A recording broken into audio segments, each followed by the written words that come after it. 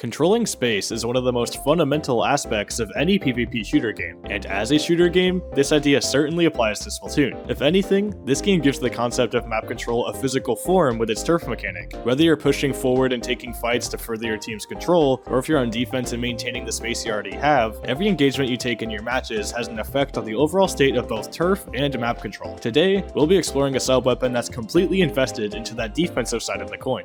Hello, I'm Pika, a high-level Splatoon coach and competitive player, and welcome back to our utility guide series. This time, we're featuring the reliable reinforcements, ink mines. While this sub-weapon has existed since Splatoon 1, it has undergone significant changes over the years. It was largely reworked in Splatoon 2, making it nearly unrecognizable from how it originally debuted. Modern ink mines no longer deal instantly lethal damage like they used to, but losing some damage is a small price to pay for the vast amount of extra mechanics they've received in return. It may just sound like I'm saying that, but when I say vast, I really mean it. Buckle up for this section, because we have a lot of stats and mechanics to cover with these things. This guide is being made as a Splatoon 3 version 8.0, so though it's unlikely, some of these stats presented here may be adjusted in future updates. If that does happen, I'll note any changes at the top of the description and in the comments. Let's start with simply placing down an ink mine. Using an ink mine will place one directly down underneath your player, along with a small patch of ink. It will cost you 60% of your ink tank by default. It's not possible to place down a mine while airborne or while standing on an uninkable surface. They must be buried within your ink. This is for good reason though, as once placed, mines are completely invisible to opponents. It will exist indefinitely until they are detonated. Speaking of, there are 3 ways for mines to be detonated. The main 2 are either if the ink the mine is hidden in gets completely painted over by opponents, or if an opponent steps into the detection area of the mine. For the mine user, the detection area is indicated by the glowing ring that appears around them. This area has a few weird quirks of its own. Mines will only trigger by player detection if the opponent that's within their area is grounded. An opponent can be swimming on a wall hanging just above a mine, yet it will not trigger. It gets even weirder though, as this detection area truly only cares if you are on the ground. Different floors at near enough elevations will still be enough to set them off, and even if they are through a wall. So long as the wall is thin enough that opponents standing on the other side are within that detection radius, then the mine will still sense them and go boom. While discussing this detection radius, it's also worth noting that a second mine cannot be placed within the detection radius of an already existing mine, regardless of if that mine is your own or from a teammate. Let's finally get to what's most important. What do mines actually do when they detonate? After a brief windup time, mines will explode and do 3 things. As expected, their explosions both paint and deal some damage. Like with bombs, there are 2 different areas of damage dealt when a mine goes off, except the differences in the amount of damage dealt is small. Targets near to the mine will take 45 damage, but there's a larger area beyond that that will deal 35 damage. Not lethal damage on its own, but a solid chunk of chip damage in either case. The paint placed down by mines detonating is nothing to scoff at either. In fact, mines paint the same area as a suction bomb, which is to say quite a lot. On top of both the damage and paint, ink mines will also tag any opponents nearby, much like how point sensors do. The area that they scan is actually larger than that of point sensors, but to make up for that, they have a lower base duration on their marking effect at 5 seconds. Lastly, when mines do detonate, they'll display a visual icon to their user over their location, or pointing towards their location if it's currently off of the user's screen, so that you know your mine has gone off even if you're far away from it. Now is a good time to mention what sub power-up does for ink mines, and if you can believe it, the answer to that is just about everything. It is unironically easier to ask ourselves what sub power doesn't do for them. The only stats that sub power doesn't touch are the amount of damage that they deal and the area of paint that they make when either placed down or detonated. Everything else gets buffed. This includes the radius of the point sensor effect, the duration of the point sensor effect, the size of both the 35 and 45 damage hitboxes, and even the detection radius around the ink mine. Truthfully, sub power-up is incredibly powerful on these things, thanks to just how much that it buffs. So it's not required by any means. I highly suggest at least considering running a sub or 2 of it on your gear when using a weapon with ink mines, and more if you really want to invest into it.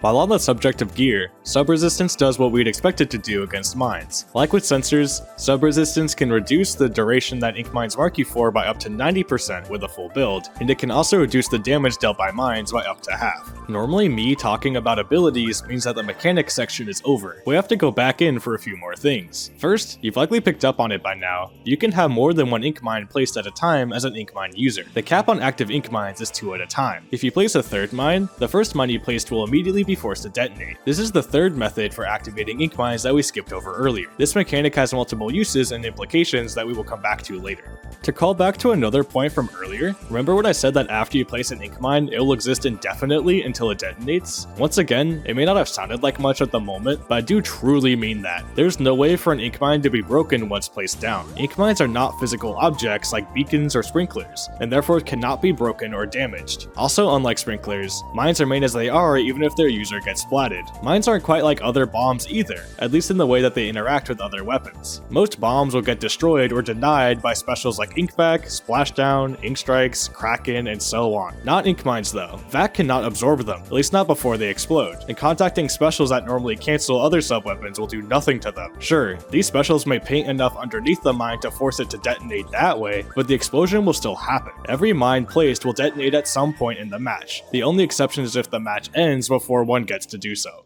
Okay, now we're through with all the relevant mechanics for ink mine. Now it's time to make something useful out of all this information floating around in our heads. When it comes to using ink mines, one fundamental feature about them defines the way that they are used, and that's their deployment. Since mines can only be placed directly underneath you and cannot be thrown, their use is limited to spaces that you can not only reach, they can also stand in safely for long enough to set them down. This naturally sets them up as defensive tools that fortify the space your team already controls. And seeing as they are essentially traps by design, this makes perfect sense. So mines won't be doing much to help you push in and create space initially, but this certainly doesn't mean that they aren't flexible. To make discussing different use cases for ink mines easier, I first want to divide these cases into two different categories, passive and active ink mines. We'll start with passive ink mines, which I consider to be mines that are set and left on their own to simply do their thing, being placed down in areas that they're likely to get value out of, even if they're not being watched over. In fact, that is often the entire point of passive mines, such as in the most intuitive case of mines and using them to monitor flank routes and other positions or paths that the opponent can take. Normally, to stay alert on any opponents potentially looking to sneak up on your team from a flank or some other side route, you or a teammate has to actively decide to hang back and keep an eye on that path yourself. With ink mines though, you can set one or two down along these routes and let them monitor these threats for you. If any opponents do go that way and do go near the mines, or even to start painting within that area, they're very likely to set the mines off, alerting you to their presence. There's a good chance the mine will directly mark the opponent thanks to the point sensor effect, but even if not, you'll still be alerted by the pop-up notification that one of your mines has gone off. This means that if you are setting down mines to watch these approach options, you can put all of your focus into watching and fighting in a different direction with the rest of your teammates, and only turn to deal with these flanks after your mines have revealed them, overall making your defense more stable and efficient. This is often the idea behind giving mines to traditionally backline weapons who already position in spots to defensively watch over large areas of space, such as E-Leader and custom Hydra Splatling, as having mines only makes them more reliable at doing this.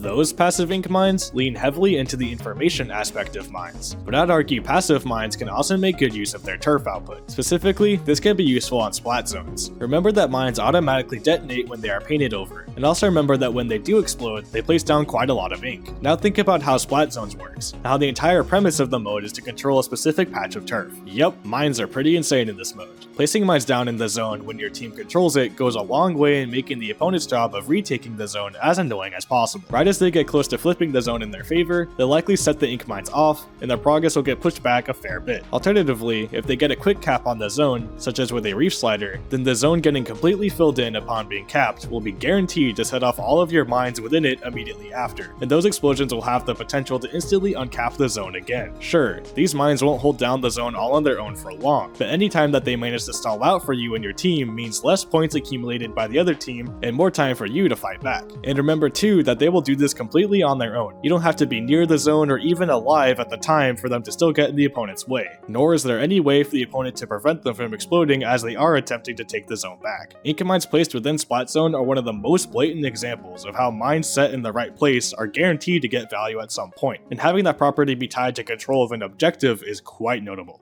That's the basic idea behind how ink mines can get passive value. Now let's pivot into their counterpart in active ink mines. These mines are ones that you set down with the intention of making a play off of them, usually letting their detonation act as a trigger or go button to some kind of trap play that you've planned out in advance. This is where ink mines can get really creative, and also where their full array of abilities can get put to use. Once your team has strong control over the map, it becomes more obvious where opponents are positioned from, or they are most likely to approach from when their attempt at a retake push happens. In these cases, if you can identify identify some of these areas where fights will be imminent and can get mines set up there ahead of time, you can create a significant advantage within these fights once they do go down, and greatly improve your odds of winning them and keeping the enemies out. Again, these setups work best in areas or along routes that you know the opponent must pass through at some point, since this maximizes the odds that they are forced to run into your mines and activate them. Good examples of these types of spaces are choke points, or narrow sections of the map within key areas, as having less room to move around also means less space to avoid your ink mines. Another case is underneath ledges that opponents often drop down from. Having mines directly underneath these drops means that enemies will fall quite literally right onto them and activate them instantly, all the while having very few to no escape options, as drops don't tend to have paintable walls behind them as a retreat. This forces them to take an engagement with you while already weakened by your mines, as they'll have no way to back down, assuming you are waiting nearby for the opportunity.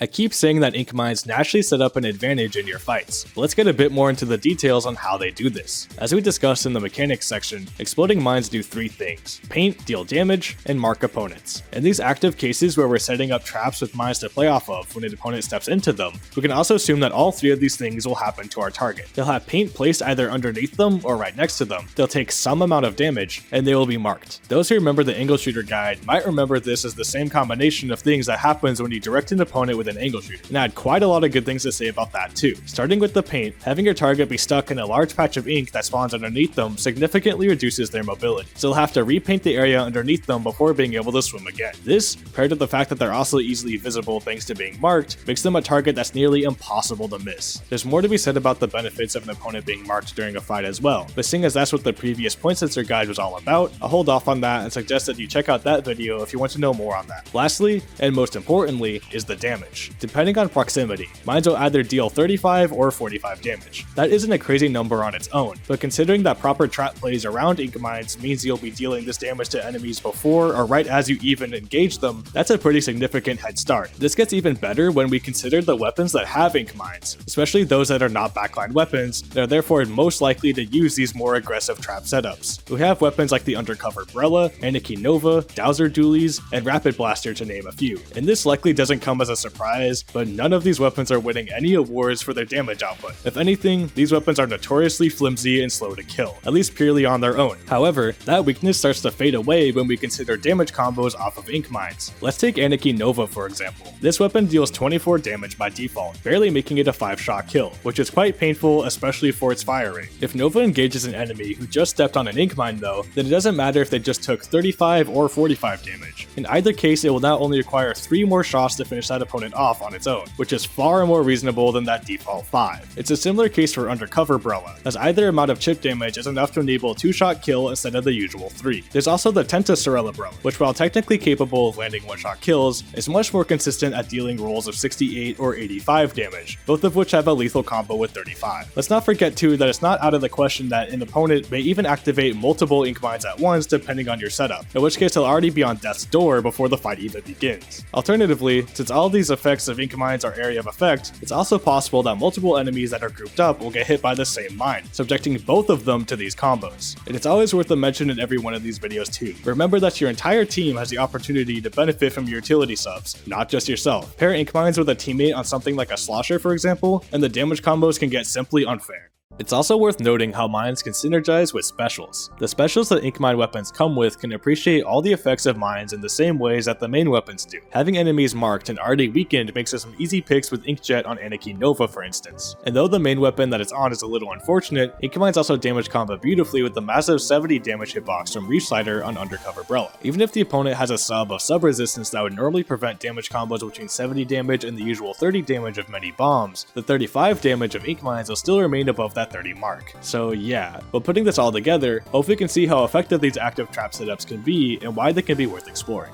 In the vast majority of cases when thinking about active ink mines, the kind just discussed should be what comes to mind. However, I want to give an honorable mention to another way to make calculated plays off of your ink mines going off, and that's when you're the one to activate them yourself. Remember how old ink mines will instantly be set off if you already have 2 down on the map and then place a new one? This mechanic actually gives us a way to manually detonate ink mines without relying on any other players. You do have to go quite far out of your way to set anything up around this, so it's not too practical to use directly in fights, especially considering that most mines that are already near enough to players to impact them will be set off on their own anyway. Rather, where mines like this can get interesting is when working around stage objects that activate when damaged. The best example of this is ink rails, as they'll activate in a team's color for a set amount of time anytime a player hits them, regardless of how much damage that original hit actually does. You probably won't find the perfect situation for it often, but in theory, you can set an ink mine next to an ink rail, run off wherever you would like to, and whenever you want that ink rail to suddenly be in your team's control, you can set down new ink mines and force that original one to go off, and it will do just that. A more specific example of this type of interaction is with the fans on Marlin Airport, and they too will respond to being damaged by ink mines. As silly and situational as this is, it's a great example of just how creative we can get with all the strange mechanics that mines have.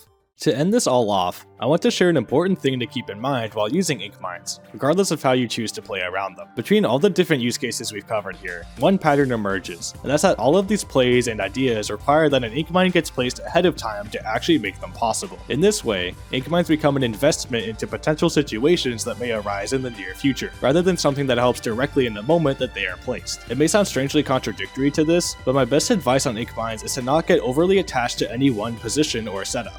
I say it all the time, but Splatoon is a very fast-paced and dynamic game, and that means that the overall state of the matches that you're in changes from moment to moment, often many times within a single match. If you set up a trap in one area just outside of where opponents are currently positioned, but then your teammates make a big play and the opponent wipes out or retreats to a further back position, don't be afraid to abandon that original trap in favor of a new one that's more aggressively placed further forward within the new area that your team has just taken. This is just one example of what this type of thinking can look like. Keep in mind too that old ink mines that you're replacing will still explode as you create the new setup, so that gives them one final chance to detect any enemies nearby with that point sensor effect, if you're paranoid that you may get pushed as soon as they're gone. Also keep in mind that old ink mines are only replaced if you exceed the cap of 2 mines down at a time, so you can also commit just one mine to a new area and keep one further back if you want to be certain. Another important aspect to this is that setting down new mines may not be as costly as it seems. See, the majority of sub-weapons in this game prevent you from recovering ink for a moment after using them, but ink mines don't do this. So while mines have a chunky 60% ink cost label on them, actually using them won't feel as restrictive on your ink tank as other 60% subs that have a significant ink recovery cooldown, like splash balls or fizzy bombs. By the time you set down a mine and have swimmed away for a moment, that time in your ink spent swimming away will already have recovered most of the ink back thanks to this. This means setting down ink mines often can be woven into your gameplay quite seamlessly, and is just another reason to keep creating new setups as you move around the map.